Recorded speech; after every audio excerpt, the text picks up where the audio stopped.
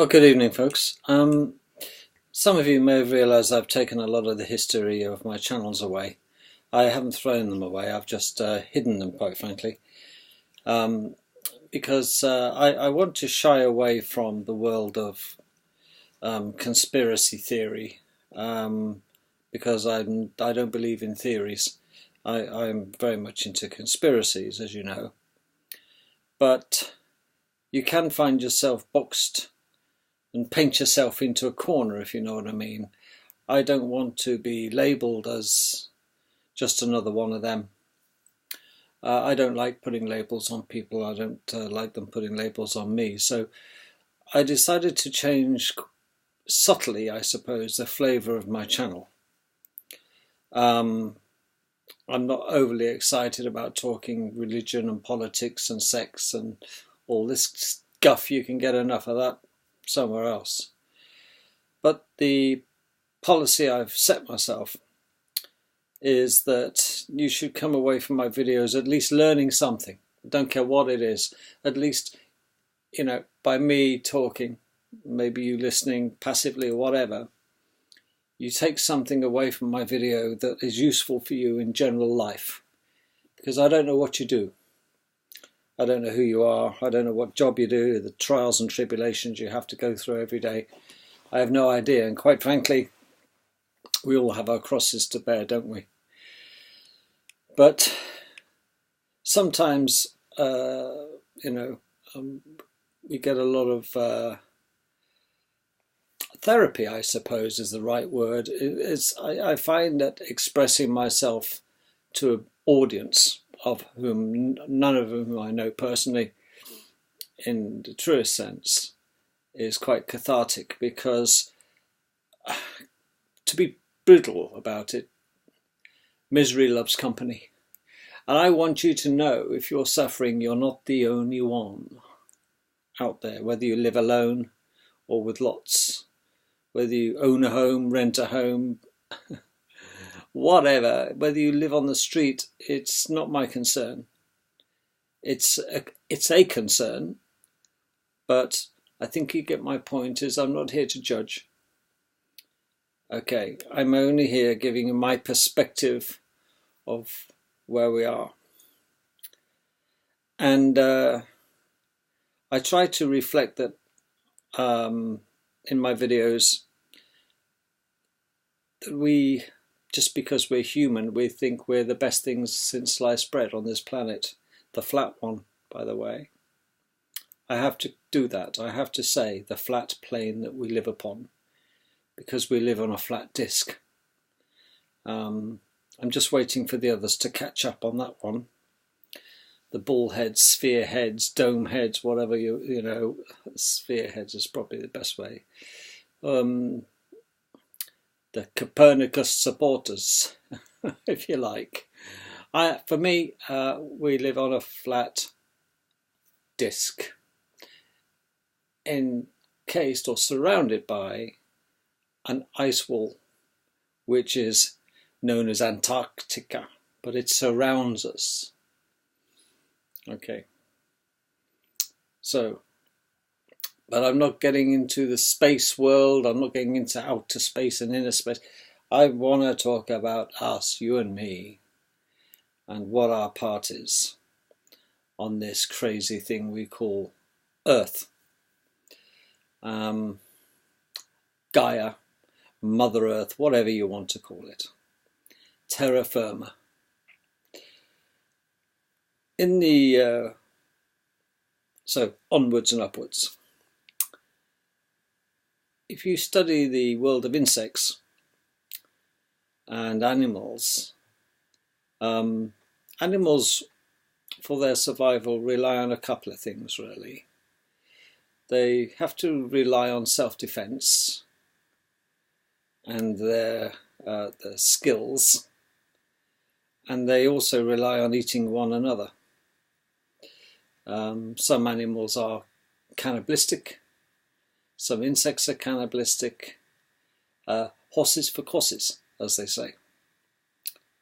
But there's one thing for sure that we know about dangerous animals particularly the reptiles, they let us know they're dangerous. There's no false advertising. You know, you don't want to mess around with a lion too much. You know it's dangerous. It's a dead giveaway. Its reputation precedes it.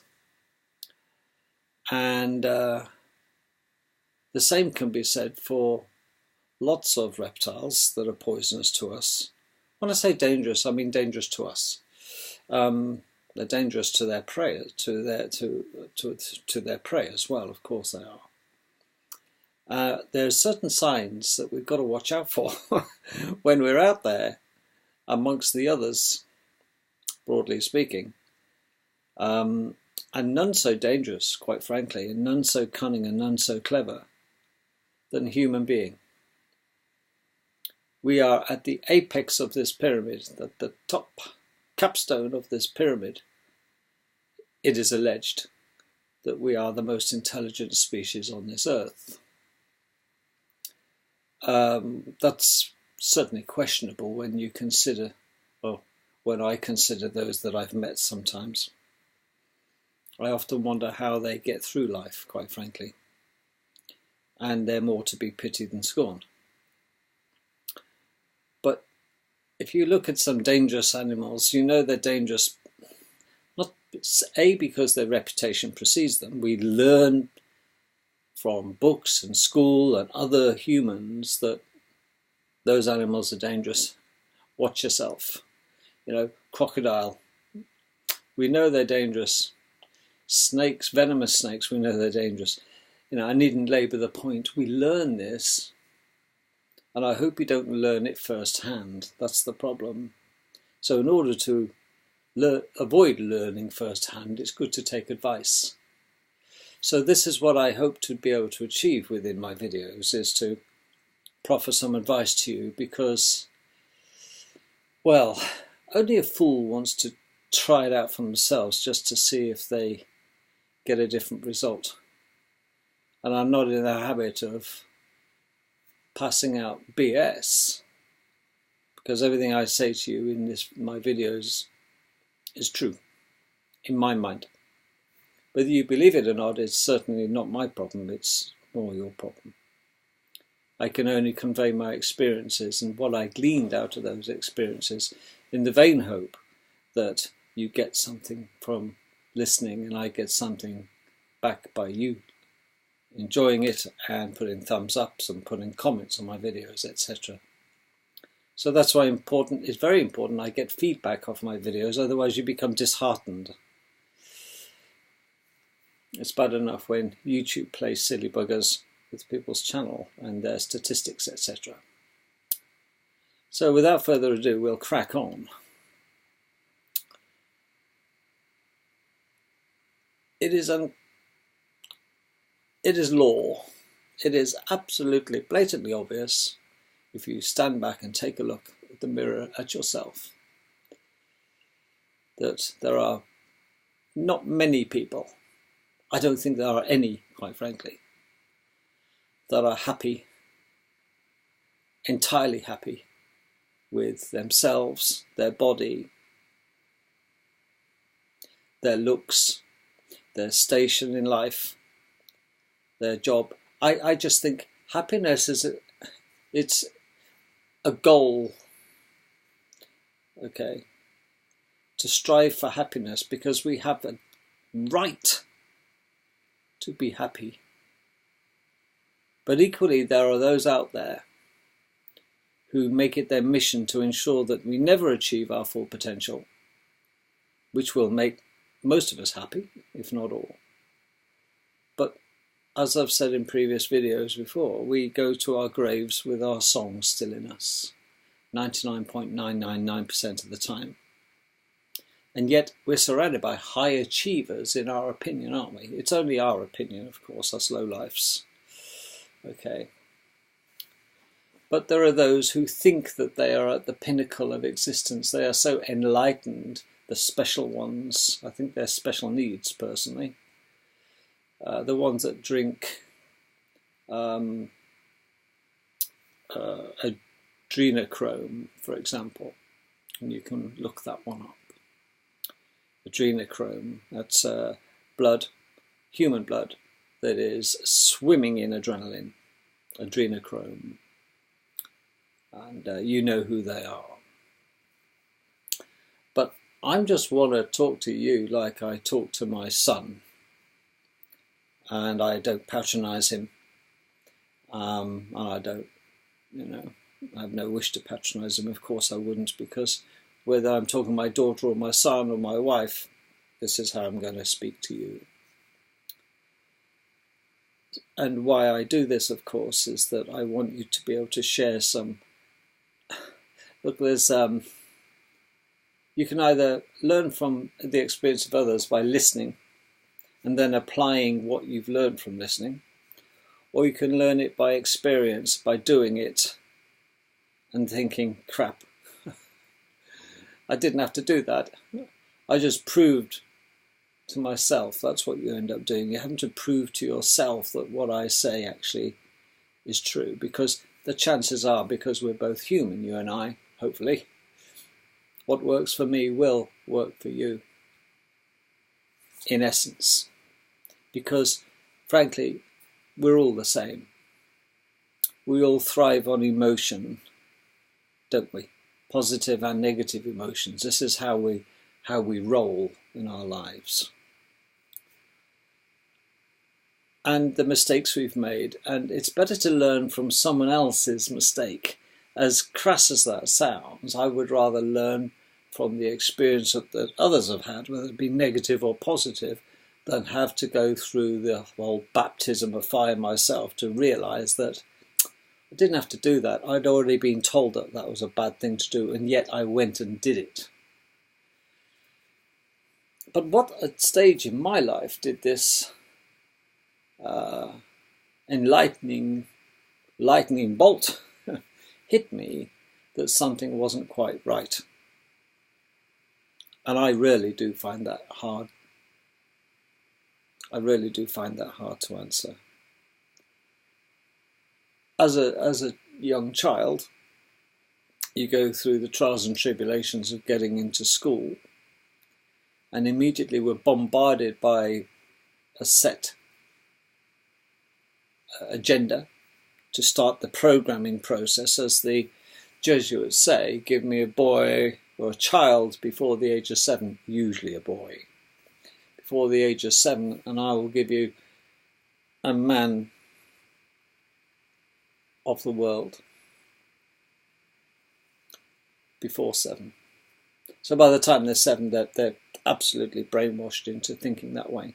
I'm not into brainwashing, okay, because effectively I prefer the University of Life. And it always makes me laugh when you listen to people who are 18, 20, 25, talking and telling other people how to run their lives. When, to be honest, when I was 25, I used to think I was so grown up. I was still a kid at 25. The problem is, as a society, we are maturing quicker, but not that quicker, not that much.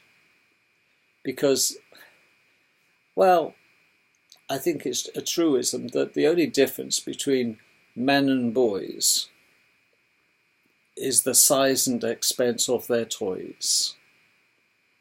Ain't that a fact? Our toys are more expensive, possibly more dangerous, and bigger. Yes, as we go through life. Boys and their toys, it's a standing joke amongst women, I'm sure. I have been the butt of that joke a few times. But hey-ho, I accept it. I agree. Because I don't think truly we ever quite grow up to the maturity we see portrayed in films. I think men will always be children at heart, and women will always be the caring, motherly types at heart, given the opportunity. But they have to learn how to be mothers, and we have to learn how to be fathers, don't we? It's a learning curve. And be careful, as Bruce Lipton said, be careful who you mix with, because your environment will dictate the type of person and the type of life you will become or have, respectively. You know, if you mix with people who are unpalatable, thugs, criminal, gangster types, immoral, yada yada yada, it's inevitable that you will become just like them. And Bruce Lipton, Dr. Bruce Lipton, said even at a stem level, when you get a stem cell out of a bone and heat it at the wrong temperature, in the wrong environment, the wrong food, give it the wrong food and give it the wrong environment, it doesn't become bone when it grows up. It might become skin or cartilage when it should have been bone. So it is the environment, because we're just a collection of cells. So I think that I started to think that something wasn't quite right when I was asking the question during mathematics at school. I can see the teacher so clearly in my head. A really lovely guy, older bloke, looked like Jesus, quite frankly, and pretty long hair, white hair, and a goatee. And after he'd been slogging us all day with algebra and calculus, I asked him why it was never the case that we ever talked about managing our money. Why don't we learn about bank accounts and the banking system? Where does money come from? Nobody ever taught us this at school, and it's not a subject taught at school. This oh so important thing called money was never taught to us at school. I can't recall. Everyone knew what it was. Everyone knew the benefits of it and the difficulty in getting it. But where did this come from? And that's where my problems started, when I started to ask difficult questions from the teachers. You know, why are we learning algebra? Why are we learning other things, calculus? You know, okay, I get it. I do get it. It's a life skill, but maybe, you know, mathematics is compulsory at our schools. The same as the English language is compulsory. But why is religion being taught at schools compulsory? It truly is. In all of our options that you take, there's a couple of things you cannot avoid. Religious RE, religious education, you're stuck with that. Mathematics and English, 3 subjects you cannot drop, because they're the thing. Communicate, add up, and learn who you're going to worship. The rest they don't care about. That's our decision then, whether we want to do languages, whether we want to do extra science, the physics, the chemistry, but maths, you can't get out of doing maths. They want you to do maths, but they don't want you to learn about the corrupt banking system and where interest, usury ever started and why we're subject to this. And heaven forbid you ask why you've got a national insurance number or even a birth certificate. What's the point? These are difficult questions for teachers to answer honestly, because they're on very thin ice. Even at school I was asking these sort of questions. Why can't I opt out of religious education, sir? Why don't they teach us money management and the history of money and where it all came from, sir? So I was a bit of a rebel without a cause yet to be found at school. Naturally, as time grew on, and the older you get, the more cynical you become. I was being moulded, and you're you grow out of some friends and you make new friends. And what attracted me to the new friends compared to the old ones was that the birds of a feather flock together, and that is oh so true. And I knew there was something a little iffy about the guys I was knocking around with. So I just slowly retreated facing forward and moved over and made new friends and slowly disassociated myself without making it obvious from those I wanted to disassociate with to those who I thought felt more comfortable, more mature, not so crazy man. As time progresses, we do this all the time throughout our lives, don't we? But then you become what they call materialistic. We start to think about money, we start to think about girls, and boys if you're a girl, hopefully. And then the sex thing rears its ugly head. And then all of a sudden, you've got to think about a job or what you're going to do for a career. And sadly, we cannot make a differentiation. There isn't really one, it's an illusion. That there is a difference between a job and a career. Because there are no careers anymore. No longer can we, or our children certainly, do something, a job for life. They don't exist now.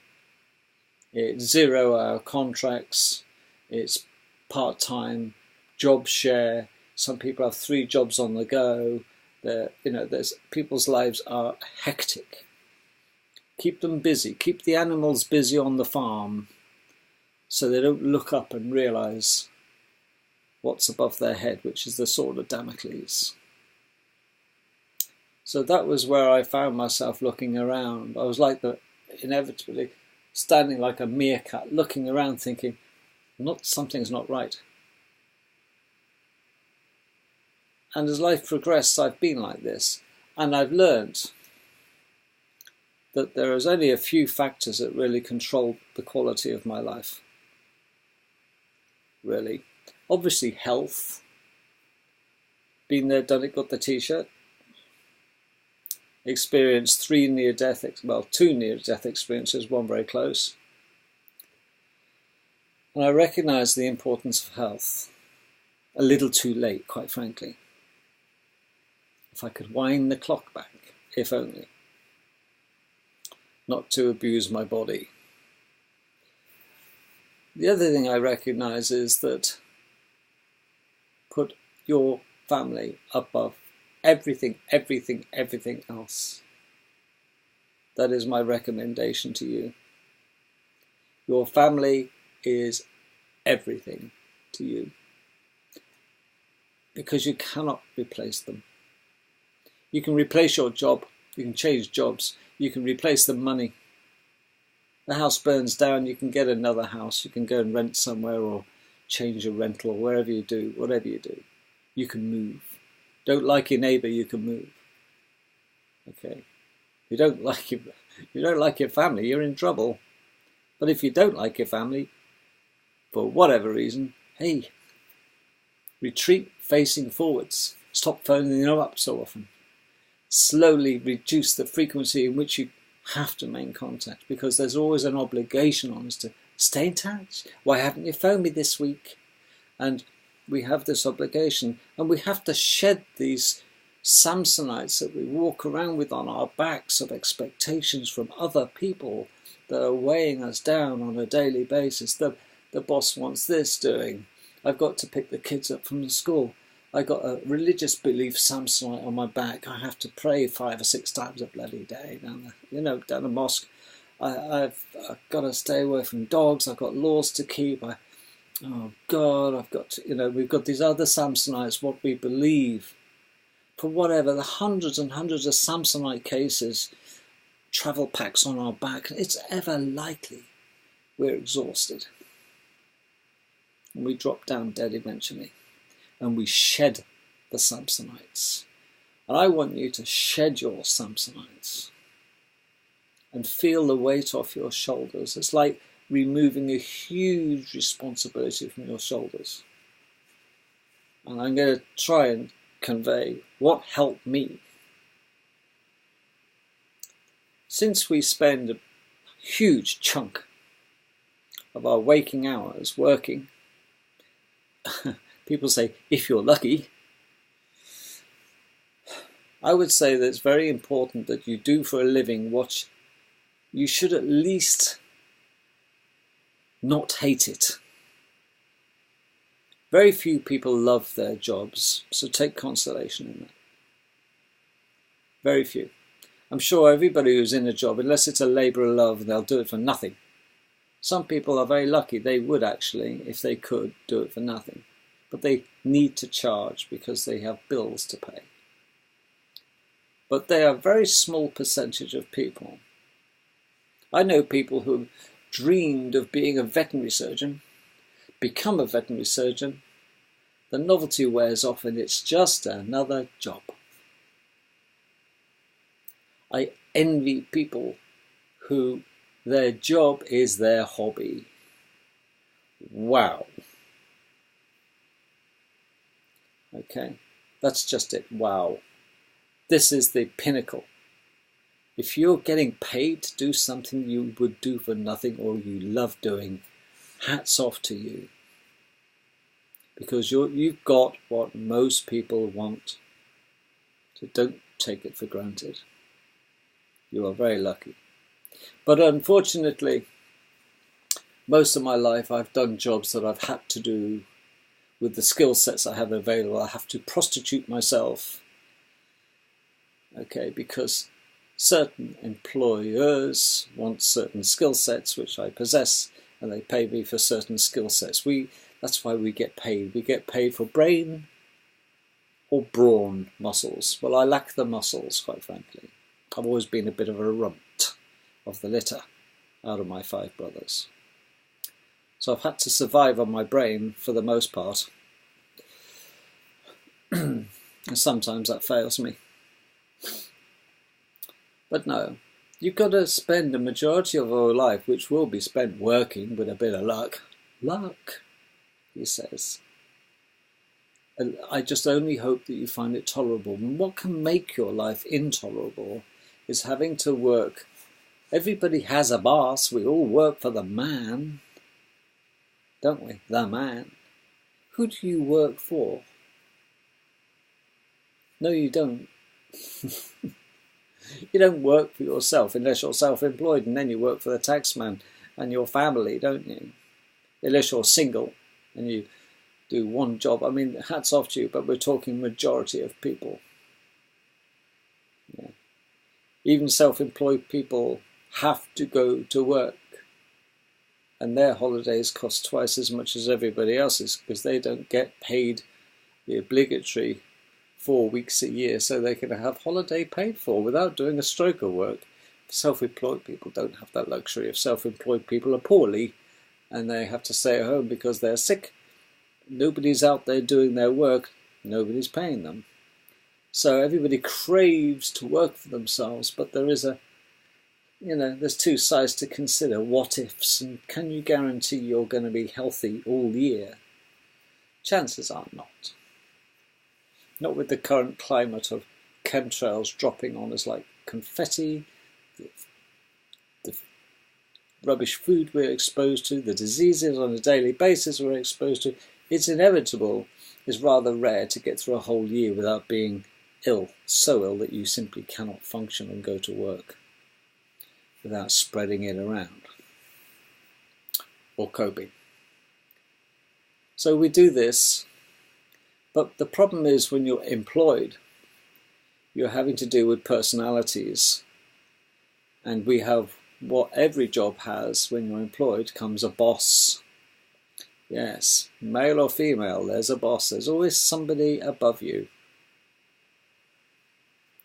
I know, there always will be. And you better like them, and they better like you. Otherwise your life is going to be miserable. And secretly, they may dislike you and resent you and have to put up with you.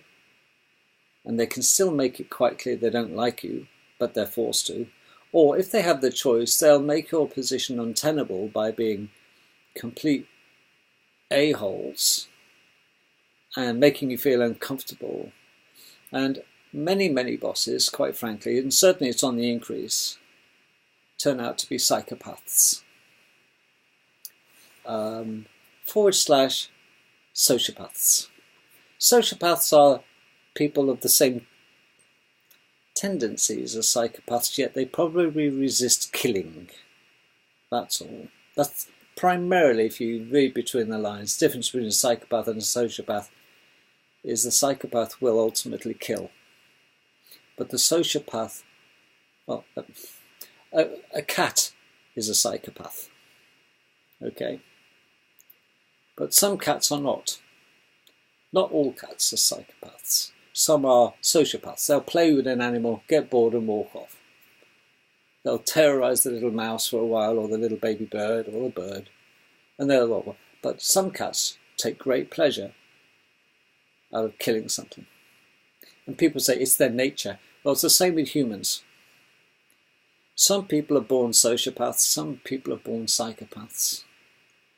And that is, you can see and tell the difference only from a CT scan. Sorry, an MRI scan. Because there is actually a portion of the brain that is demarked by a membrane. And if you haven't got that membrane, you're a psychopath. If you have the membrane that they've discovered, you're not. What do you do if you can't get on with your boss? Well,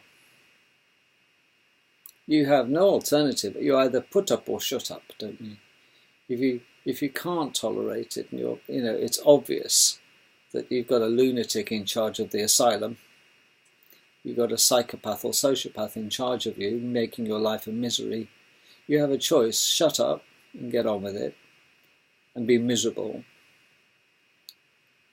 or change jobs and change your boss. Because that's the only way you're going to shake them. That's the only way you're going to break free. There's no point moaning about it all the time. So it's good to keep a list, reasons to stay and reasons to go. And if the reasons to go is longer than the reasons to stay, move on. But sadly, very often, and it's happened to me, you've gone from one psychopath to another company with a psychopath, or maybe you weren't too sure, but they turned out to be psychopaths. You think, crap, I've made the same mistake twice in a row. And then you get perceived as being a job hopper on your CV. It's not the case. It's not that I can't do the job. It's the case that I won't do the job. Because it's very, very, very important aspect of your life that you like and respect your senior, your boss. And it's a mutual thing between you both. He or she respects you for your qualities and your asset to the organisation, because if there is no respect, what's the point of being there? But some people like playing psychopathic games and sociopathic games on their employees, and these are the ones you've got to avoid, because you work for a huge chunk of your life, and that can be made miserable by one or two individuals. And the same could be said for your job, your marriage, or your relationship. Do you truly love, and I mean love, your wife or husband, or partners?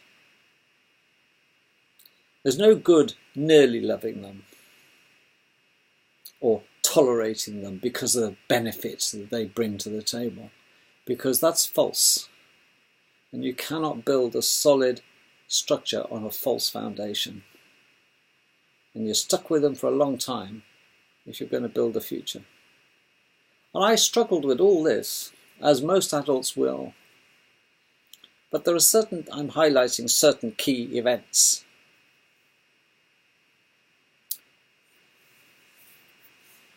So job is very important. The choice of career is very important. Some of us get to the age of midlife crisis, don't we? We get to this, oh crap, I wish I could do something else. I've invested half of my life in becoming the best center lathe turner. I can mill down to 1,000 on a metal center lathe, and now robots will do it, thanks very much. But still, there are certain things that only humans can do and machines can't. Very few things nowadays, of course, but pre-computer. But then you realize you've climbed the ladder of success so far up the wall, only to realize you've leant your ladder against the wrong wall. It's not the wall you want to go up. I want to go up that one. And that happened to me. It's happened to me twice in my life. I was in the military for a huge chunk of my life. Then I was into the medical. I was medical in the military. Then I was medical in civilian. And then I got into sales of medical, because I was disillusioned with the medical world, becoming all pharmaceutical. That's what it amounts to. You know, bums on seats, people in bed, and how much drugs you can get into them, and yada, yada, yada. And then I got into the therapeutic side of doing people good, because I felt good when I did people good. It made sense. I find a job that gives me the fulfillment. It's not the money. If you work for the money and that's your sole motivation, you're in the wrong job, and you've got stinking thinking. Because the money will never make you happy. The job will never make you happy. Find a job, and if it's not paying enough, there's two things. Work harder, if you can, or have less expectation and cut your cloth. You can't make a 3-piece suit when you've only got a couple of feet square of material. But you've got to be happy with that couple of square feet material. You see? Lower your sights. Not your performance and your target. It's more important that what you're doing in life has a worthwhile goal. It's a worthwhile goal. And everyone needs a goal. What is it that you want to achieve? And you've got to get the money thing out of your head, because you're never going to have enough. Okay? You're never going to have enough. Only when you set a goal that's low enough for you, a realistic goal, will you be happy. But don't set it so low that it's too easy to achieve. Otherwise, there's no point getting up in the morning. Think about it. It's not about the money. And yet we're taught this at school. It's all about success and money and pressure and performance. Ask any Japanese kid who's being beasted by his mother to get 5 straight A's in the sciences and the math and the languages.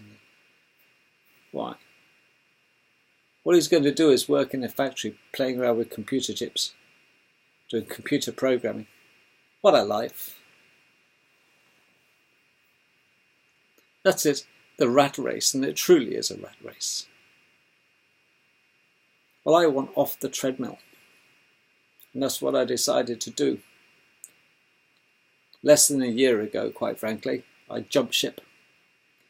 I thought, I get more pleasure out of holding a door open for somebody who's appreciative of it than I would slamming it into someone's face and saying, sorry, didn't see you. So, if you want to change something about yourself, change something about yourself. Don't be a theorist, don't be a talker. One day I'm going to do. Don't be that. But find yourself a dark room, a chair that's not very comfortable. Shut out the lights, close the curtains, make sure it's absolutely silent. You're not going to be disturbed. and sit in the dark. Sit on your hands while you're sat on the chair. And don't fall asleep. By all means, close your eyes, but don't fall asleep. And just think. And you want to do that for half an hour. Ask yourself, have a talk, have a chat to yourself. And I'm not talking about going mental. Give yourself a good talking to and listen to what yourself is saying to yourself. And speak to yourself and ask yourself questions that you're perhaps too embarrassed to ask your husband or wife or partners to answer. Ask yourself. And the answers will pop into your head. Trust me, they will. Maybe not immediately, but when you finish your half-hour session, and you do that regularly, some people call this meditation. When you're walking around and you're trying to think of a problem, you're trying to think of the solution, stop thinking about it. You've sent out the distress signals now shut up. And you'll be sat on the bus going into town maybe. Driving to work maybe. Sitting down, doing what you're doing, watching YouTube maybe. And the answer will be pop straight into your head. Have you ever wondered how it is that some people invent the most amazing things, and yet other people go through their whole lives not inventing anything? Don't tell me they haven't thought about something, but they've talked themselves out of actually doing a prototype. No, they won't like it, it'll never work, yada yada yada. What about the guy who thought about the problem of holding his mobile phone camera away from his face to take a selfie? Made himself a fortune. But other people say, don't be proud, just get a mate to take your picture, don't you? But we haven't all got mates handy, have we? The selfie was a great seller.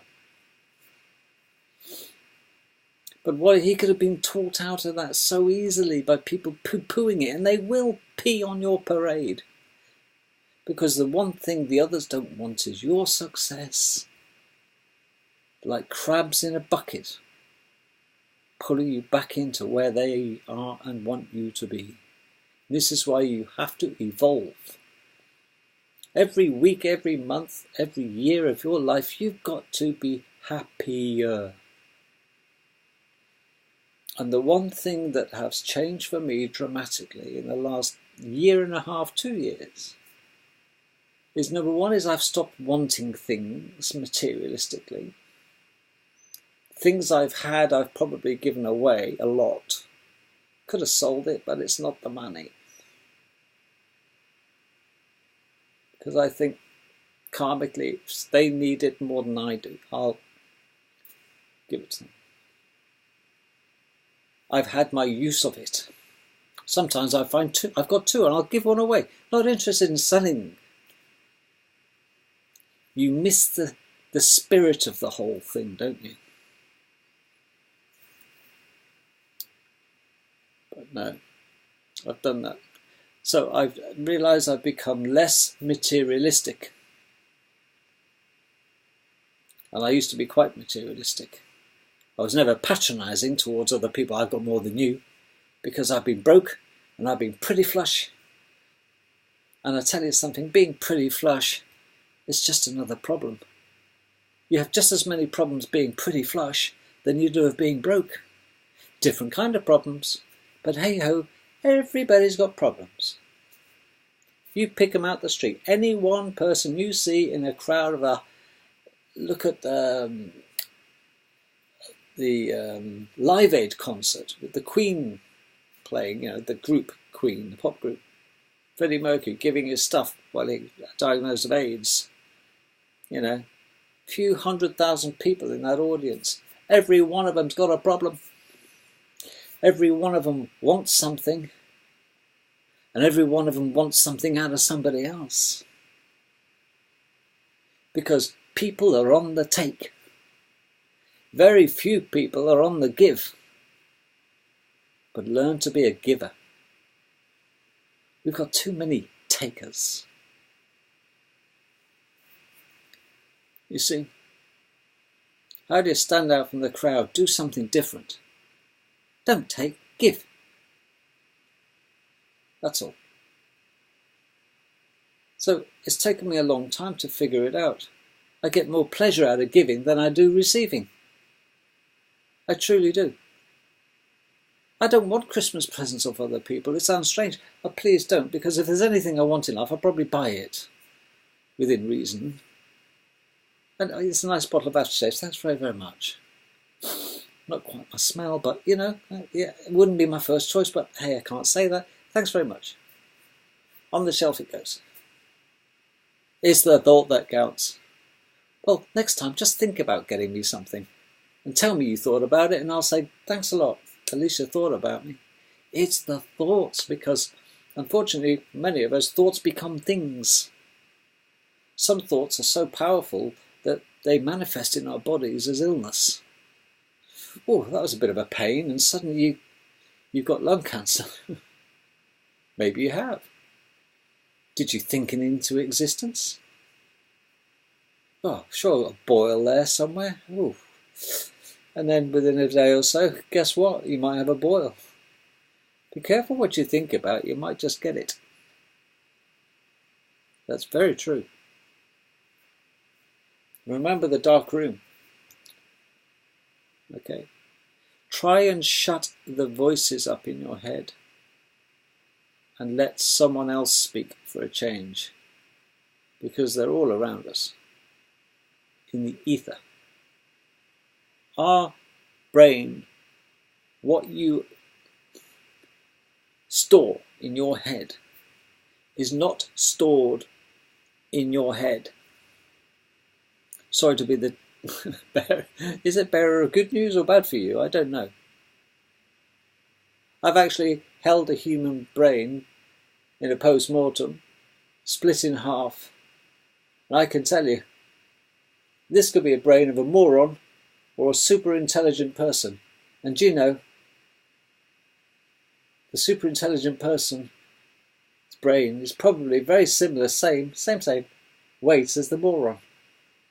So you would have thought that all this knowledge would weigh something. And the only thing worth weighing in your body is worth having is your soul. And they know that weighs 21 grams, every man, jack and one of us. It's your soul, which is eternal. It's your prized possession. You look after it. You see, why is it that doing the Telegraph, the Daily Telegraph crossword, is easier to do the day after publication than it is on publication day? Because by the time you get around to doing it a day late, all the answers are being put into the ether by the clever boys who've done it, clever folk have done it on the Thursday. They're all floating around. 5 down, Christ. No chance of I get my Roget's thesaurus out, I'm flicking through. Can't figure this out. It's 5 down, I can't complete this bloody crossword puzzle. But if I waited till Friday, I'd possibly pop into my head, quite by magic. Yeah, because someone who did the crossword, who's a little bit more intellectual than me, on the Thursday, already put the answer in, and thought it, and put it out there for idiots like me to pluck it out. Yeah. It's true. There's a collective like the Borg in the ether around us.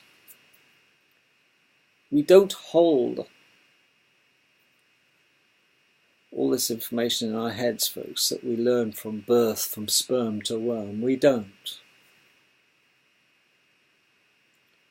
Because it has to have a weight. A thought becomes a thing, doesn't it? In the beginning, they say there was sound. Well, no, in the beginning there was vibration. Okay, and then we had form from vibration. That's all. Look at the study of sound waves, and it's all about light or waves, light, magnetism. It's all about frequency and magnetism. That's all. And all our piety and wit won't change a thing about it.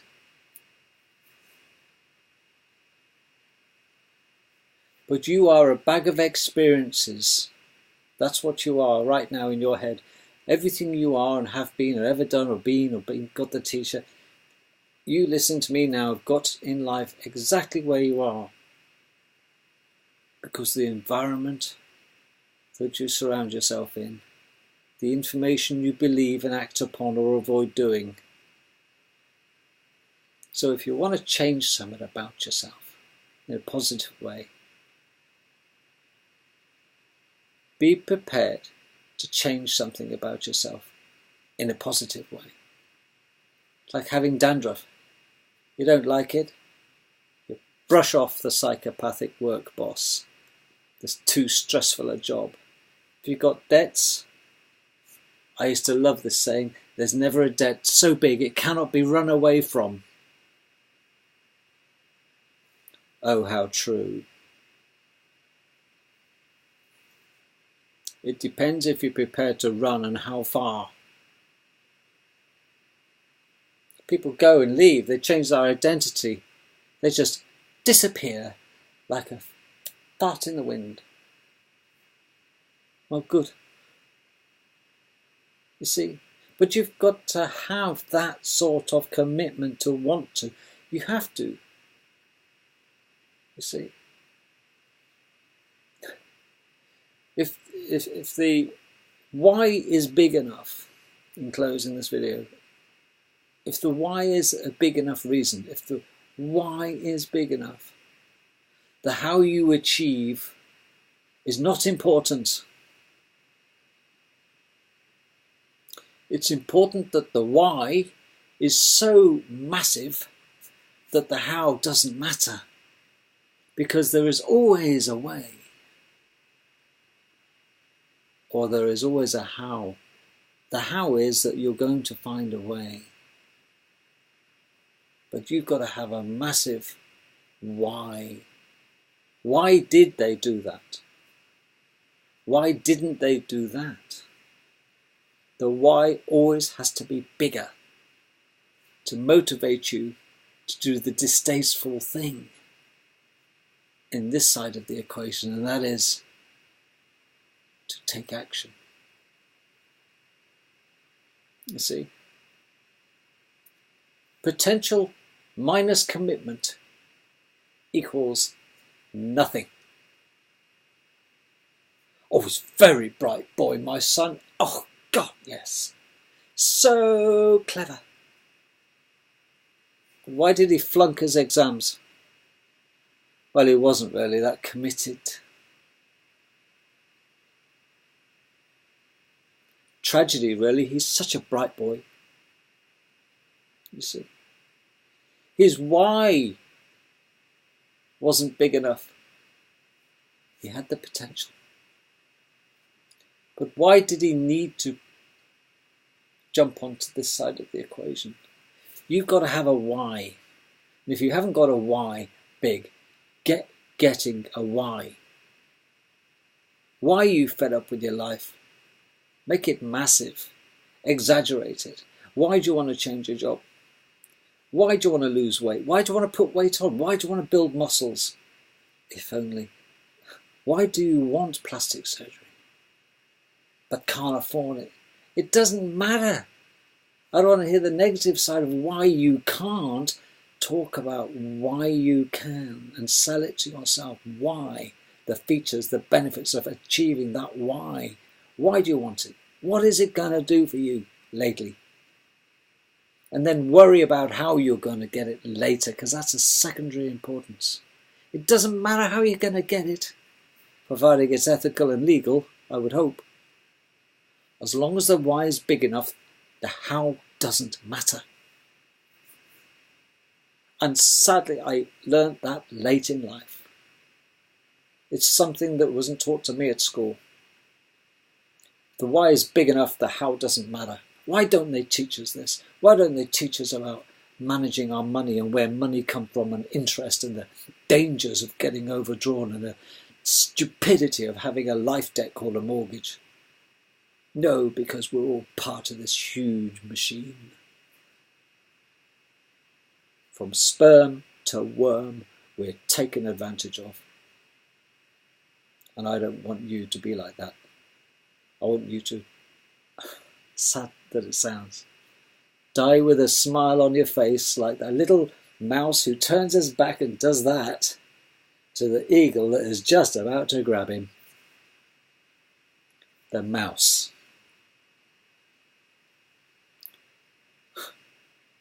Smile as you go under. That's my motto. Catch you tomorrow and get working on the why and stop worrying about the how. Inch by inch, go metric. Take 3 steps forward, may have to take 2 back, but you keep going forward towards your goal. And that's what life's all about. And the pursuit of happiness. And sadly, well, is it sadly? I don't think so. The great leveller is, even rich people are miserable. You simply cannot buy it. Work that one out.